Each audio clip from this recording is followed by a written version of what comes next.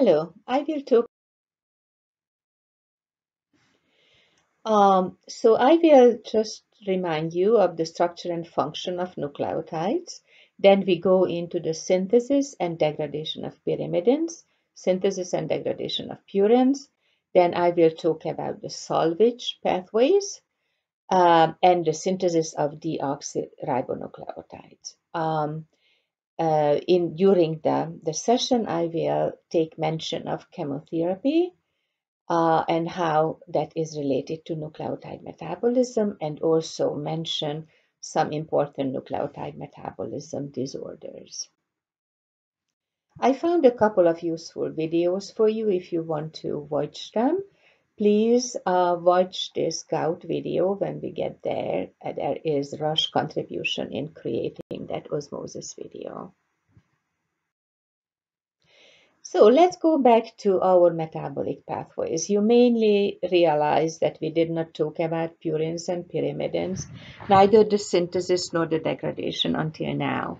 Why not? Because we do not synthesize our purines or pyrimidines to store them away or to use them for energy generation. However, we do need to synthesize RNA, DNA, etc. So we need to use some of these molecules that we either produce or take up through food to put together these very important molecules. So the purines, we use ribose 5-phosphate, of course, from the hexose monophosphate shunt or pentose phosphate pathway, as well as we use that for pyrimidines. For the purine synthesis, we use amino acids, glutamine, aspartate, glycine. We also use carbon dioxide in the form of bicarbonate. Very important to remember that for the synthesis of the purines, we need tetrahydrofolate, so a vitamin which is actually a one-carbon carrier. For the for the pyrimidines, because it is a simpler ring system, we need two amino acids, glutamine and aspartate, and carbon dioxide for a C1 transfer. I'm sorry, so to create C1. I'm sorry. Adenosine for controlling coronary blood flow, ADP important for platelet aggregation in blood clotting, GTP is capping up the messenger RNA and also playing a role in microtubule formation, so many places. And they are allosteric effectors of many metabolic enzymes, which you just learned in the food to fuel block. And ATP can be upregulating some biosynthetic reactions, AMP or ATP is downregulating some of the energy generating processes. So what are the sources of these nucleotides or bases? We get only very small amount, about 5% from the diet. We do synthesize, especially the liver, many nucleotides, and we actually salvage them back. And you will learn about it just in a couple of minutes. So this is how we got DNA and RNA from diet. If you are eating anything which has cells in it, either plant-based or animal-based or yeast or anything, you will take DNA and RNA with those cells. We have to have pancreatic enzymes that break down this DNA to actually bases, pyrimidine and purine bases, and ribose or deoxyribose. So we have DNA and RNA going to the stomach. It is denaturing there so that nucleases can act on the DNA and RNA and liberate oligonucleotides. Phosphodiesterases will work further to produce mononucleotides. These nucleotides are acted on by nucleotidases to produce nucleosides, bases and sugar, and then nucleosidases work further to liberate the sugar residue and the pyrimidine and purine bases.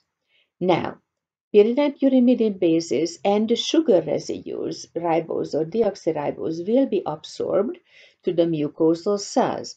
However, the mucosal cells do not let into to the circulation the pyrimidines and purines, but they start degrading them. So actually 95% of what you are taking up is degraded and secreted and eliminated through the urine. Sugars are recycled, and a tiny little bit of the bases are also goes to the circulation.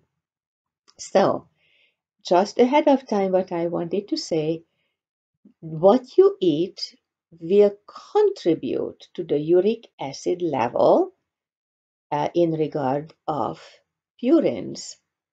So when we talk about gout, you need to remember of that.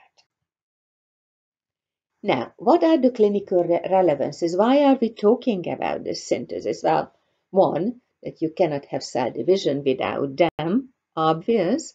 You cannot have protein synthesis without RNA, obvious. But also there are clinical scenarios where these metabolic products will accumulate or the synthesis will be blocked, and I will mention three of them. One is gout, the other is Lesch-Nyhan syndrome, and orotic aciduria. Gout is very frequent, so most likely you will see patients with gout.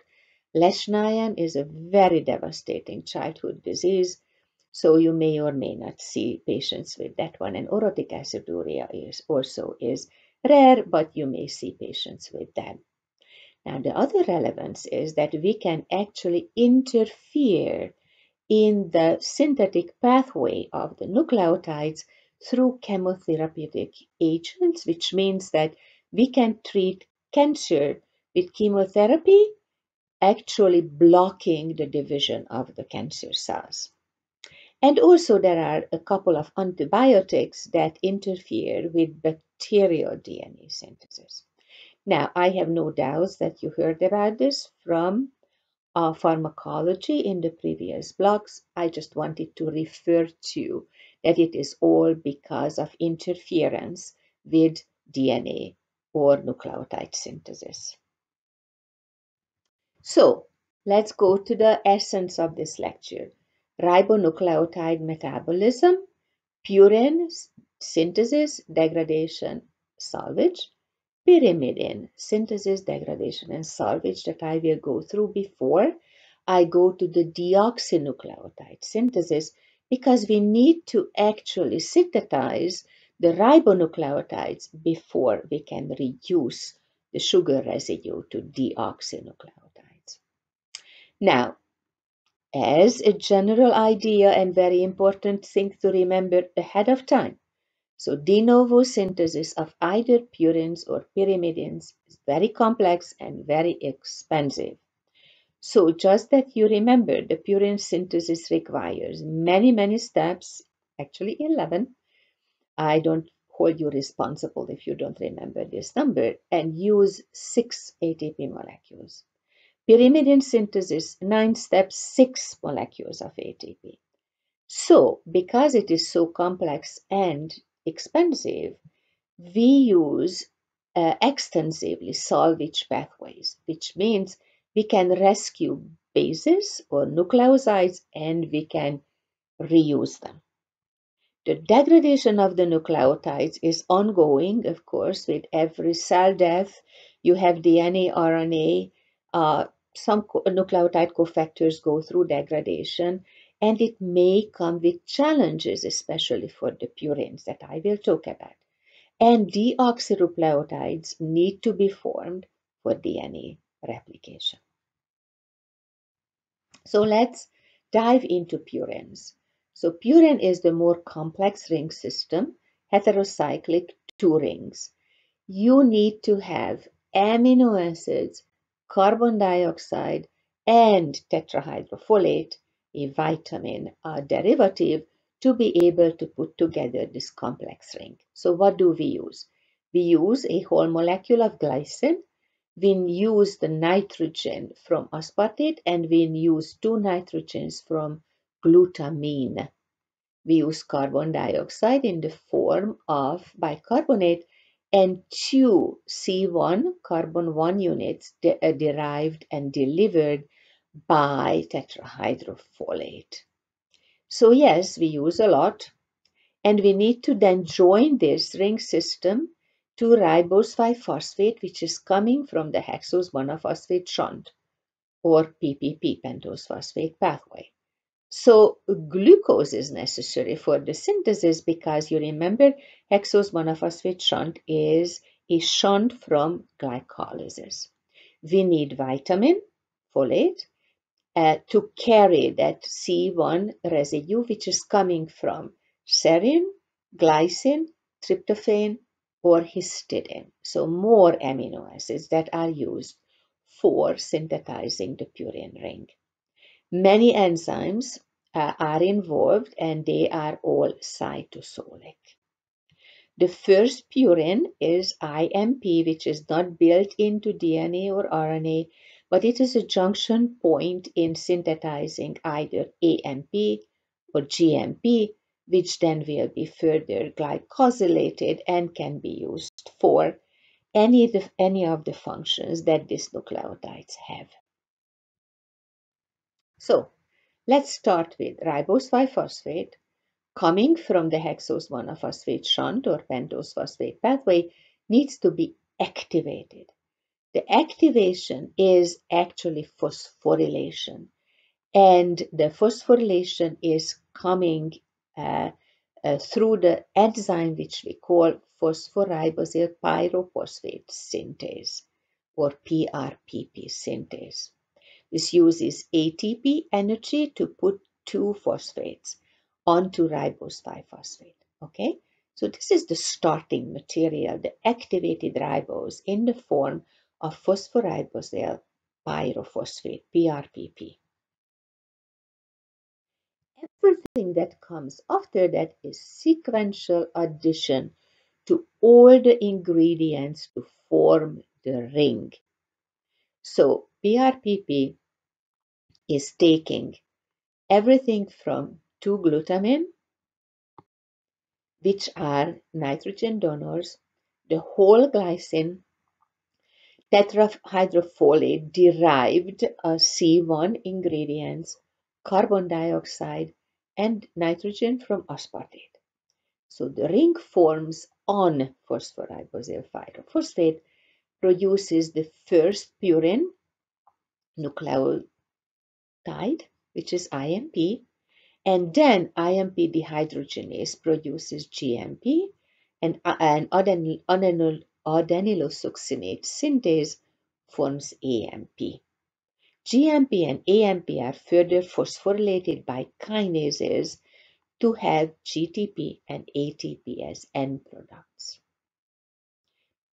Pretty simple, seemingly, at least what you need to remember of. Now, one important thing, as in every synthetic pathway, what is the regulated enzymes and how this pathway is regulated? The main regulated enzyme and the rate limiting step is the very first enzyme, which we call glutamine phosphoribosyl aminotransferase, which means phosphate, and you add one nitrogen from glutamine to it, and then everything else can be added. So how is this rate limiting step regulated enzymes actually regulated? This is upregulated by phosphoribosyl pyrophosphate, which is produced in the previous step, you remember? And then it is downregulated by the product. IMP is coming back and downregulating it. GMP and AMP, all these products are inhibitory to the enzyme so that we don't synthesize more than we can handle. So this is the main regulated enzyme, but the two enzymes that produce GMP and AMP are also regulated. IMP dehydrogenase is regulated by GMP and adenylosuccinate synthase is regulated by AMP, the product. So, what drugs can we use? And I hope you learned it from pharmacology. So, one drug which is frequently used in chemotherapy is methotrexate, because methotrexate acts on the step of utilization of tetrahydrofolate, because we have two steps in the synthetic process of the purines. In the very first stage, in the ring formation, methotrexate will inhibit purine synthesis. There is another drug which we call mycophenolic acid, which inhibits IMP dehydrogenase. So again, it inhibits purine synthesis. The two drugs that are listed separately are actually inhibiting bacterial purine synthesis. One, sulfonamides, which are very frequently used, inhibit bacterial tetrahydrofolate synthesis, since tetrahydrofolate or folic acid is not a vitamin for bacteria, but they can synthesize it.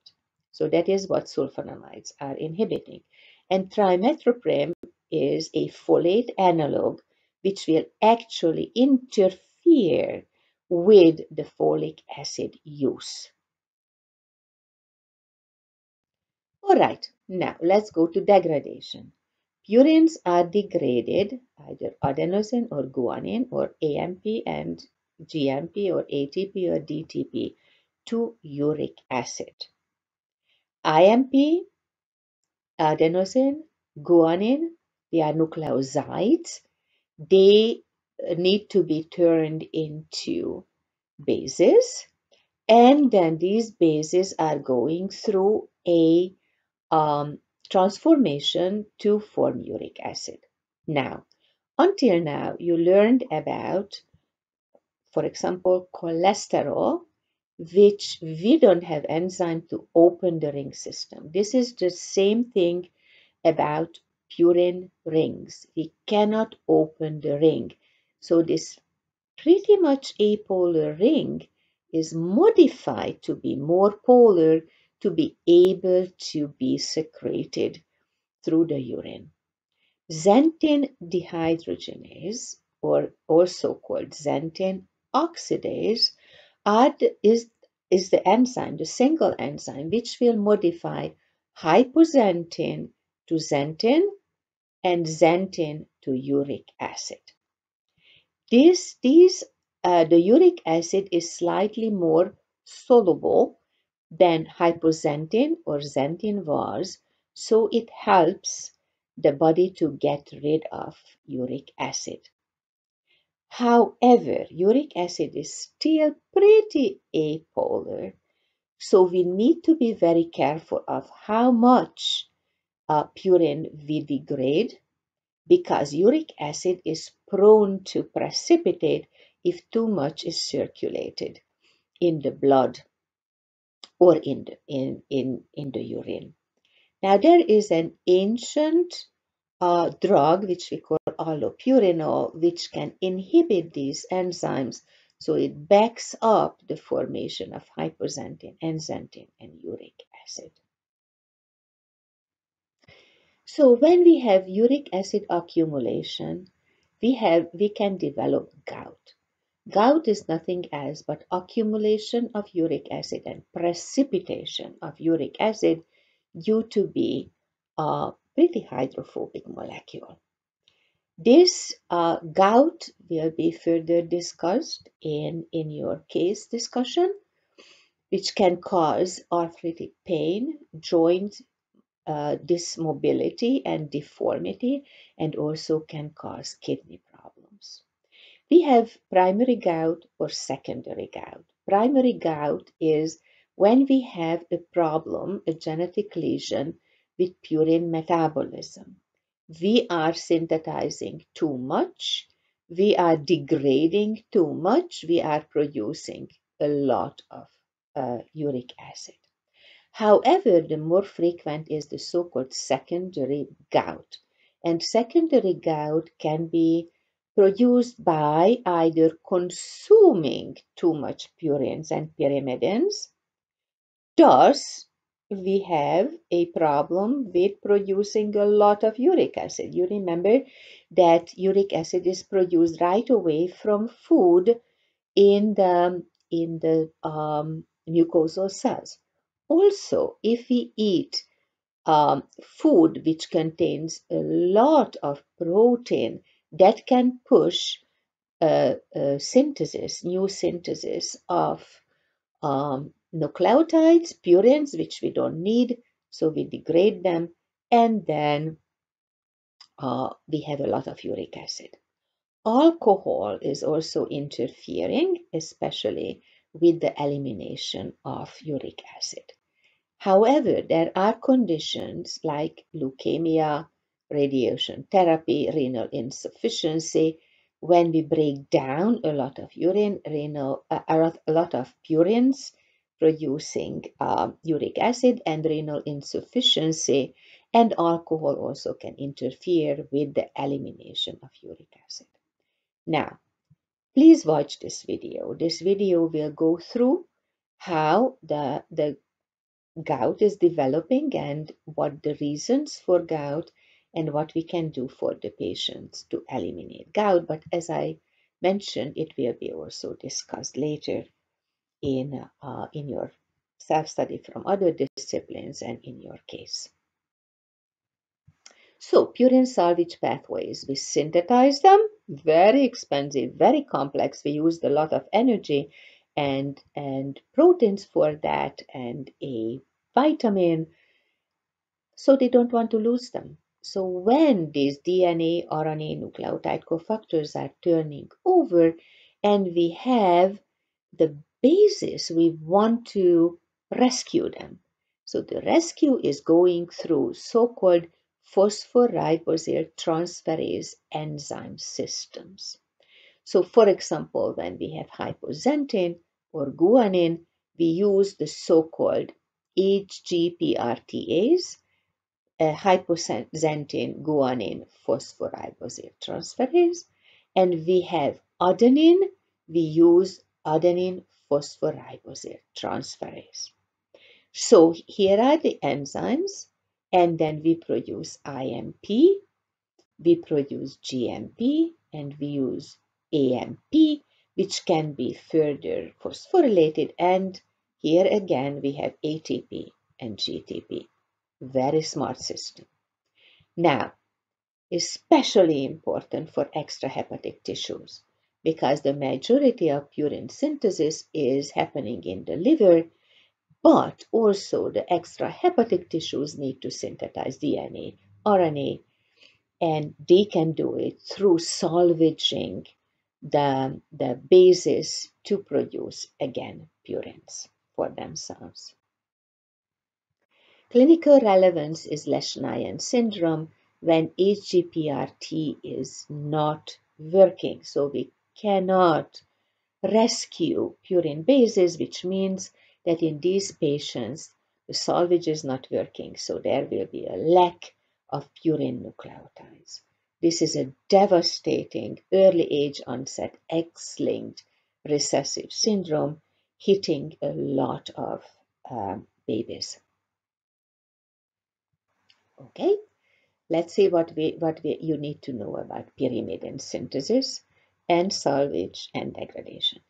So pyrimidine has a simpler heterocycle, 6-membered. What do we need for that? We use for the whole aspartic acid molecule, the whole aspartate, carbons and nitrogen together. We still need one nitrogen coming from glutamine and one carbon coming from carbon dioxide.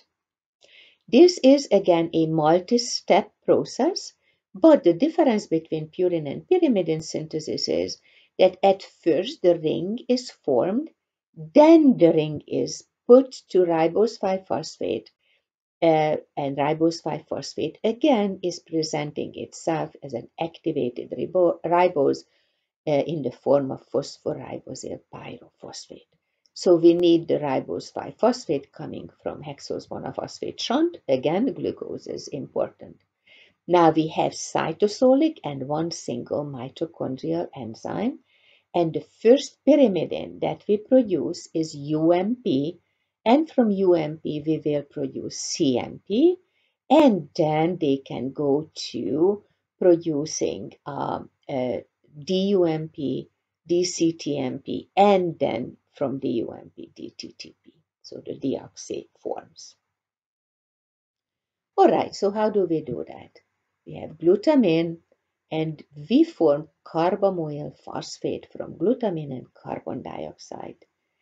Is it ringing a bell for you? Carbamoyl phosphate synthase.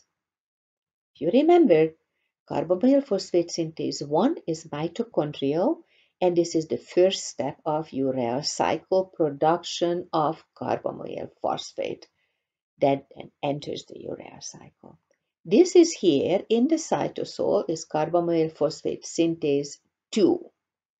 To remember this whole thing is I put here a table which I really would like you to learn because these CPS 1, carbon phosphate synthase 1 and 2 questions may come up on step 1 examination. So we have carbamoyl phosphate and we add the additional ingredients and we have orotate. Orotate already has a ring system. Then orotate is getting the ribose and one phosphate and we have OMP. OMP is not used as a ingredient of DNA and RNA, but we need to turn it into UMP, uridine monophosphate. Both steps, please remember, both steps of these two enzyme activities reside on one protein, which we call UMP synthase. You remember fatty acid synthase was the same multifunctional enzyme with many active centers. UMP is also one enzyme, one protein with two different active centers formed. So UMP is the first nucleotide. How do we regulate the system?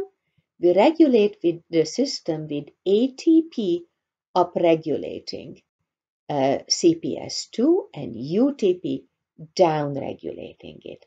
What is the essence of this? UMP then turn into UTP is the end product of the pathway, goes back and inhibits the first enzyme if we have enough UTP produced. And ATP is coming from the purine synthetic pathway. So ATP upregulating the first enzyme means that we need to have a balance between purines and pyrimidines. So this is why a purine will determine how much pyrimidines we synthesize. So how do we go further? This is not the only pyrimidine. So UMP is phosphorylated by kinases to UTP. UTP then is forming CTP by CTP synthase. You see the difference? UTP has an oxygen in the ring and CTP has an amino group substituting the ring, which means that one pyrimidine is slightly different from the other. The difference is, of course, in the base. So what do we have now? We have UTP and we have CTP. What is a disorder related to this particular synthetic pathway is so-called orotic aciduria. And orotic aciduria is developing when the UMP synthase enzyme, you remember having both activity on the enzyme, is not working properly because of a mutation. Thus, UMP and OMP are not formed, so orotate, this particular ring without the ribose and the phosphate, is accumulating. Because orotate is also insoluble, pretty hydrophobic, it accumulates and it precipitates and it causes orotic aciduria. All right, how do we degrade pyrimidines? and it actually starts from RNA and DNA producing the nucleotides and then the nucleosides, and then these nucleosides are losing ribose and producing the base. This is actually pretty similar to what you learned at the digestive process of DNA and RNA that we got from food. So what is special to the pyrimidines that although we have CMP, cytidine is part of the RNA and also the DNA. RNA has UMP and uridine, DNA has CMP and cytidine. We actually break it down to uracil and thymine. Let's go further. This uracil and thymine still needs to be degraded, and lucky for us, we have enzymes that open the rings. What do you need to remember? That we have actually water-soluble end products, so we don't have a disorder which is resembling a gout. We can actually open the ring, and we have beta-alanine from uracil, and we have beta-amino isobutyrate from thymine.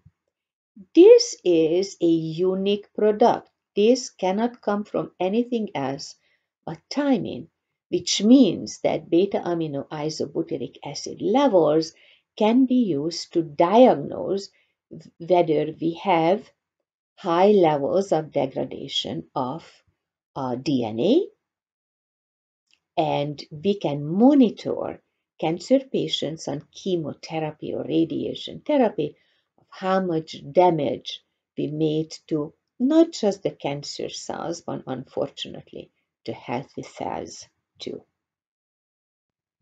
All right, how do we salvage pyrimidines?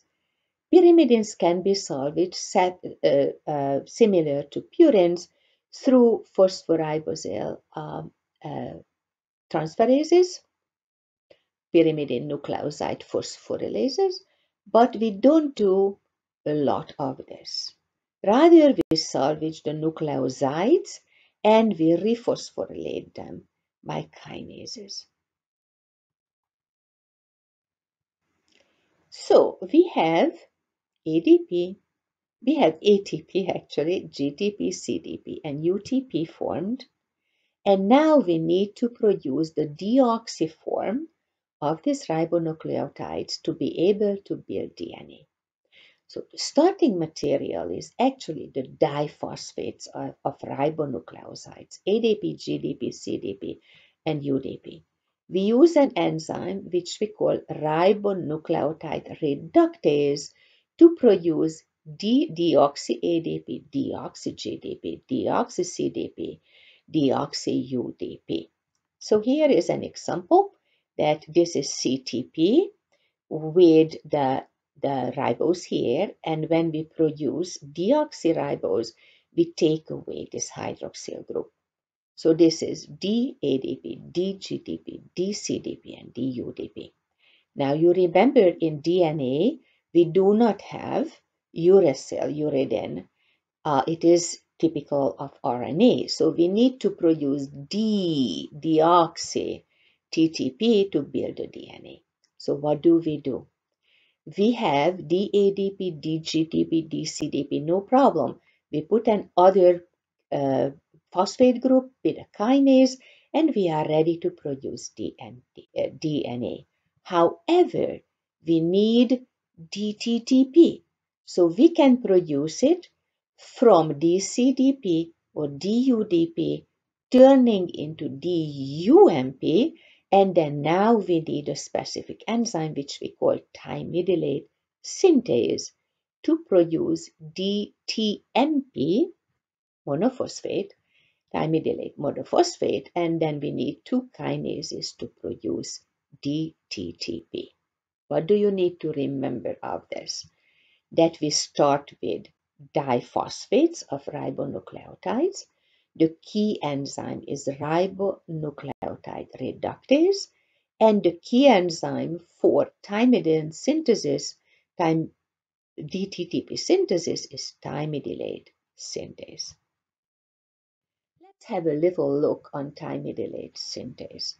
Time-delayed is starting from DUMP, as we went through before, and from that one, we are DUMP and we are producing DTMP. So we already have the deoxyribose. However, from UMP to TMP, we need to add a methyl group to the ring. How do we do that? You remember a folate derivative. A tetrahydrofolate is the one that can bind a C1 residue, a 1-carbon residue, and then it transfers it to DUMP to produce the DTMP. You saw this 1-carbon residue transfer when we synthesize purine rings. Now, what is the extra step that our cells need to take to be able to repeat this process? So when the 1-carbon unit is transferred, we recover dihydrofolate. So from tetrahydrofolate, we have dihydrofolate, which we need to reduce to tetrahydrofolate with the enzyme of dihydrofolate reductase, so that this tetrahydrofolate can take another C1 residue and then it can participate again in DTMP synthesis or purine synthesis. So why am I going through this in so much details? Because those anti-tumor agents that you learned about, or then you will learn again in M2, are acting on the system. So 5-fluorouracil is directly inhibiting time-delayed synthase. So there cannot be DNA synthesis because there will not be DTMP. Methotrexate, which is used widely as a chemotherapeutic agent, is actually inhibiting the production of tetrahydrofolate. So methotrexate will keep folate in a dihydro form, which cannot take a C1 residue anymore.